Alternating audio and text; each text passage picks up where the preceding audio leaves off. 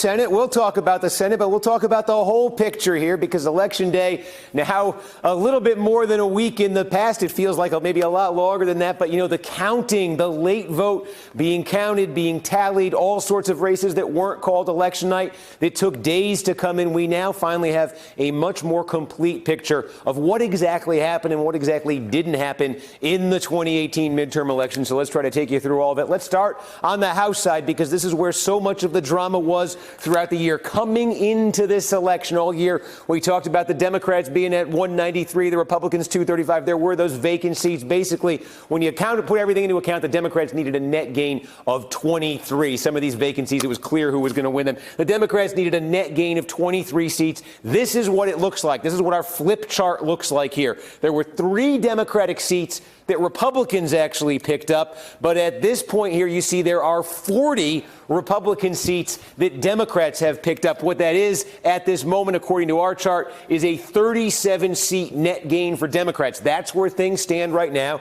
They needed 23 to get back to the House. They've easily surpassed that. It sits at 37, and there actually still are a couple of uncalled races. For Democrats, this one is their best bet right now. This is the 2nd District of New Mexico. We have not actually called this, but the Democratic candidate is, you'd rather be the Democrat there than a Republican, we'll put it that way. Utah 4, a lot of suspense here around Mia Love. Ben McAdams, the Democratic challenger, running against her. Of course, Donald Trump wrote off Mia Love the day after the election at that press conference. Mia Love has taken the lead in some of the late tabulations. We still haven't called that race. So for Democrats, the margin here in the House, they could end up getting to 38, maybe even 39 seats. There's even a district in California that's been called for the Republicans, but that late tabulated vote has brought the Democrats tonight within 900 votes. That's the 21st district in California. So we're still keeping an eye on that one as well. But again, for the Democrats, one way to look at this, we talked so much about these Clinton won districts. These were districts that in 2016, they didn't like Donald Trump.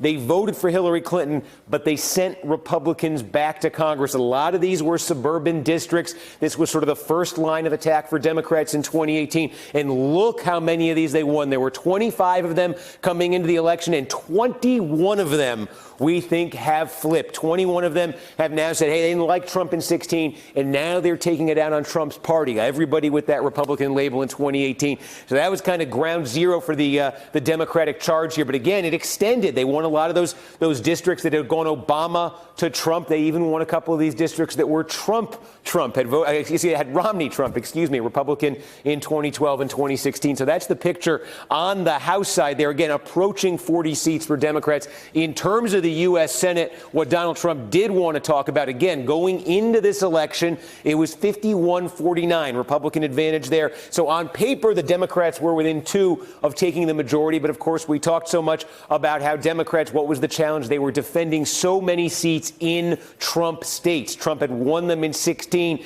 Democrats trying to defend them in 18. Well, as things shake out, this is why Trump wants to talk about it. Republicans right now, 52 seats. They did knock off Bill Nelson in Florida. They won in Indiana. They won in Missouri. They did get some pickups here. We have one race left to go. This is that runoff in Mississippi. Republicans certainly favored here. If Republicans do win that race, they will end up with that net gain of 2. If Democrats were somehow to win that, you'd be right back where you'd have 52-48 right there. But again, Democrats, they would look at the Senate and they would say this could have been a lot worse. Republicans would say, hey, the bottom line is we did get gains. And Republicans, frankly, would say it could have been worse for them at certain points. Hey there, I'm Chris Hayes from MSNBC. Thanks for watching MSNBC on YouTube. If you want to keep up to date with the videos we're putting out, you can click subscribe just below me or click over on this list to see lots of other great videos.